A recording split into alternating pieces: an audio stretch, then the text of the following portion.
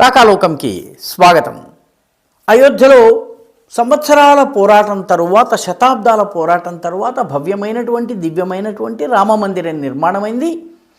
Court అనుమతితో భవ్యమైన రామమందిర నిర్మాణం జరిగింది. దేశవ్యాప్తంగా ప్రజల ఆర్థిక దన్ను ఆధారంగా ఈ మందిరం నిర్మాణమైంది. ప్రధానమంత్రి దీని భూమి పూజ చేశారు. ఆ తరువాత ప్రధానమంత్రి ఈ పనులన్నీ పూర్తయిన తరువాత నవంబర్ నెల 25వ తారీఖున పనులు పూర్తవుతున్నట్టుగా ఒక ధర్మధ్వజాన్ని గుడి మీద ఎగరవేశారు.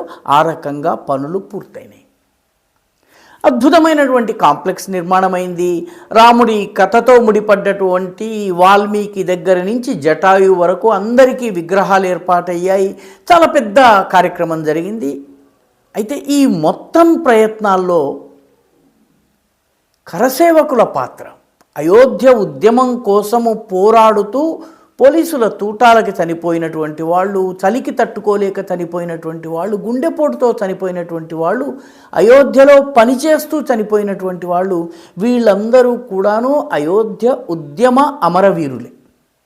ఈ అయోధ్య ఉద్యమ అమరవీరులు వీళ్ళు సాగించిన పోరాట ఫలితంగానే ఈ మందిర నిర్మాణం సాధ్యమైంది. కాబట్టి ఈ అమరవీరుల్ని గుర్తుంచుకునేందుకు ఒక అమరవీరుల స్మారక కేంద్రము నిర్మాణం చేయాలని అక్కడ మొత్తం అమరవీరులందరి జీవిత విశేషాలు, వాళ్ళ ఫోటోలు, వాళ్ళ వివరాలు ఇవన్నీ సేకరించి అయోధ్య పోరాటం జరిగిన పద్ధతిని తరువాతి తరాలకు చెప్పేందుకు ఒక పెద్ద ప్రయత్నం చేస్తోంది శ్రీరామ జన్మభూమి తీర్థక్షేత్ర ట్రస్ట్. ఇదే మందిరం నిర్మాణం కూడా చేసింది. ఈ శ్రీరామ జన్మభూమి తీర్థక్షేత్ర ట్రస్ట్ ఇటీవలే దాని అధ్యక్షుడైనటువంటి మహంత నృత్యగోపాల్ దాస్ ఆధ్వర్యంలో సమావేశమై దీనిలో అక్టోబర్ 30 నవంబర్ 2 1990లో ములాయం సింగ్ యాదవ్ సమయంలో కాల్పులు జరిగి చనిపోయినటువంటి, ఆ కాల్పుల్లో చనిపోయినటువంటి వాళ్ళని సంబంధించినటువంటి వివరాలతోటి, వాళ్ళ ఫోటోలతోటి, వాళ్ళ జీవన కృత్యాలతోటి, అయోధ్య ఉద్యమంలో వాళ్ళ పాత్రతోటి అశోక్ సింఘల్ నుంచి మొదలుపెట్టి ఉన్నటువంటి వాళ్ళందరి వివరాలని తెలియజేసే మ్యూజియంని కట్టాలని నిర్ణయించుకున్నారు. ఇందులో కలకత్తాకి చెందిన ఇద్దరు సోదరులు రామ్ కుమార్ కొఠారి, శరత్ కుమార్ కొఠారి, వీళ్ళిద్దరూ కరసేవకు వెళ్ళి 2 నవంబర్న జరిగిన ములాయం సింగ్ ప్రభుత్వం జరిపినటువంటి నిర్దాక్షిణ్యమైన కాల్పులు అన్నదమ్ములు ఇద్దరు కూడాను కరసేవ చేస్తూ చనిపోయారు. అలాంటి అనేక మంది ఉన్నారు. ములాయం సింగ్ ప్రభుత్వం 29 మంది ఉన్నట్టుగా అఫీషియల్గా అంగీకరించింది.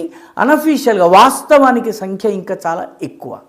కాబట్టి వీళ్ళందరికీ ఒక స్మారకాన్ని నిర్మించి భవిష్యత్ తరాలకి ఈ పోరాట గాథను తెలియజేయాలన్నటువంటి సంకల్పం తీసుకోవడం జరిగింది. త్వరలో నిర్మాణం జరుగుతుంది. దీంతో పాటు అయోధ్య మందిర నిర్మాణం కోసం పనిచేసినటువంటి 400 మంది కార్మికులు, వీళ్ళందరికీ రాబోయే ఉగాది 19th మార్చిన వస్తుంది.